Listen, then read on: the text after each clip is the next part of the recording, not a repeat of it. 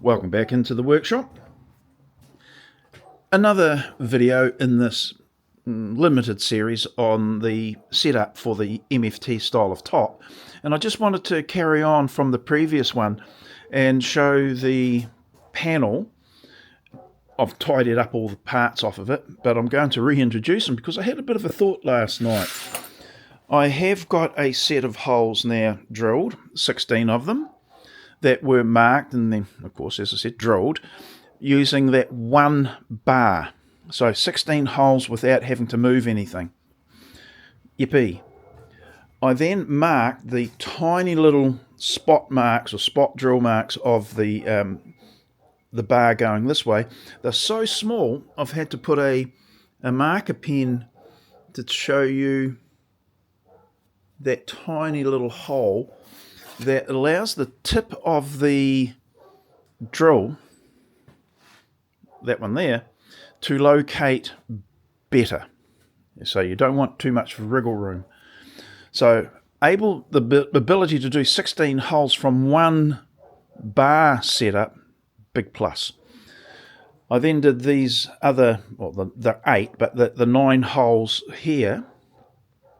And I was about to pull these 3 panels apart to drill those ones out. And I thought, well, hang on a minute, hang on.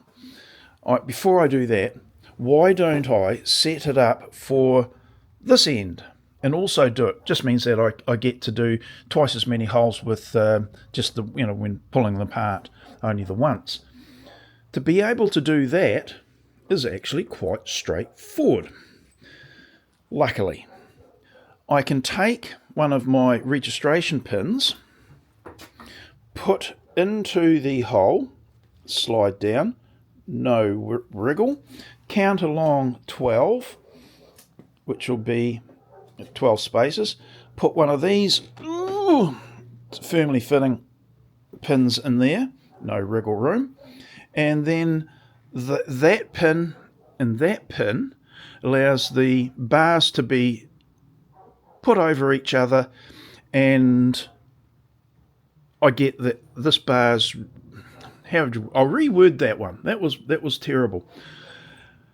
I can put the bar here, the one where I'm going to make all the marks, and then I can put the long bar on here, run it out until they intersect at the 9 space, the 3, 6, 9. So this is a triple sized triangulation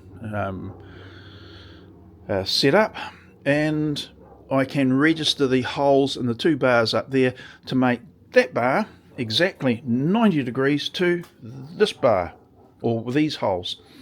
I've already checked the squareness from the previous setup when I did these marks, and it is pretty much spot on, I gotta say, as it should be.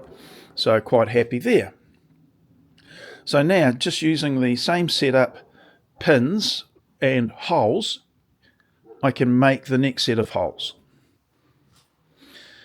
That means I can use the bars to, once the holes on each end have been drilled, I can use these registration pins to place the bar, and I can drill all the other holes, or mark them at least, right across that whole area of the top. Well, actually, that's actually the bottom layer.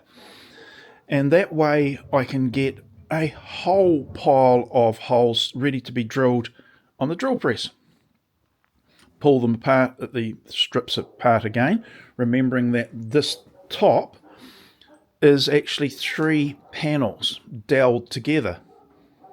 And it looks like one sheet at like a casual glance, and it's only when you really come in and focus in that you see that it has been joined here.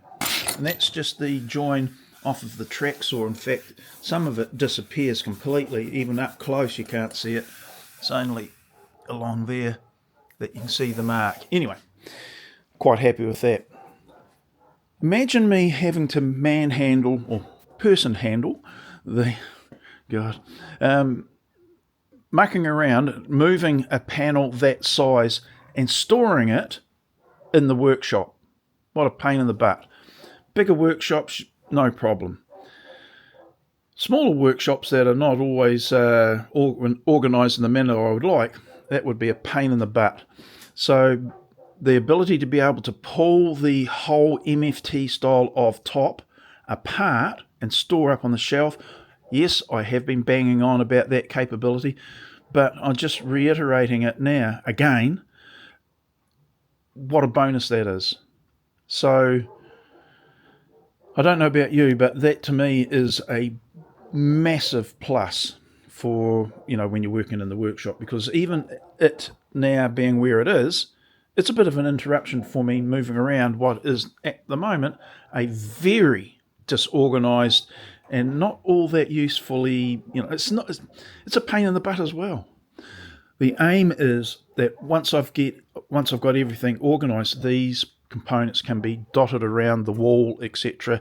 The drill can go back into its little posse over here, and all these small components can be tucked away in a corner, up against the wall, up in the roof, or in the case of the MFT top, up on the shelf.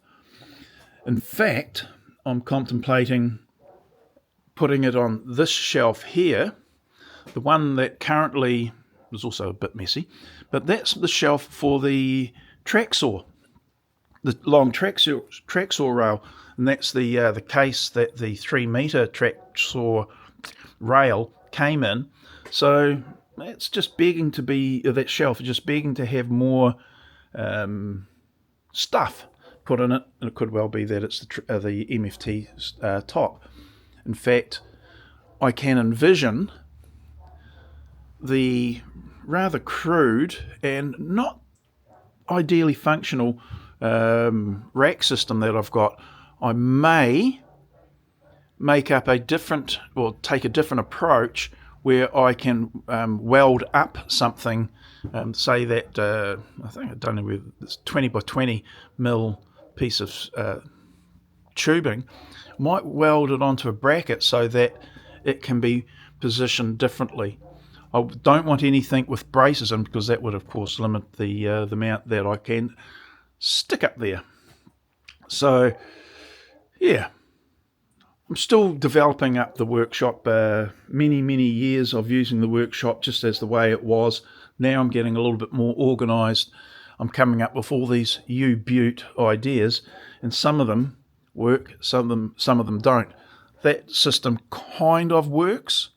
All it is a hole drilled into a bit of, in this case, a bit of 2x2. You can see it there. Drilled on an angle. The rod's put into the channel put into it, and it works quite well up until the point that the pressure goes on the 20 by 20 section there, and it drops down a little bit depending on the strength of the timber, depending on the accuracy of me drilling the holes, etc. And so sometimes those arms come out and they not all on the same angle, so a bit of a nuisance. Okay, that's it. Keep it fairly short. I'm going to make the next video showing the setup again, maybe even put you down a little bit, and you can see me doing it, but also the fact that the battery's running low on the camera, so I might have to charge it up first. So there's all those things to consider. Rightio, I'll see you in the next video, hopefully with a wee bit more interesting information being shown with the setup. Rightio, until then, I'll see you later. Bye now.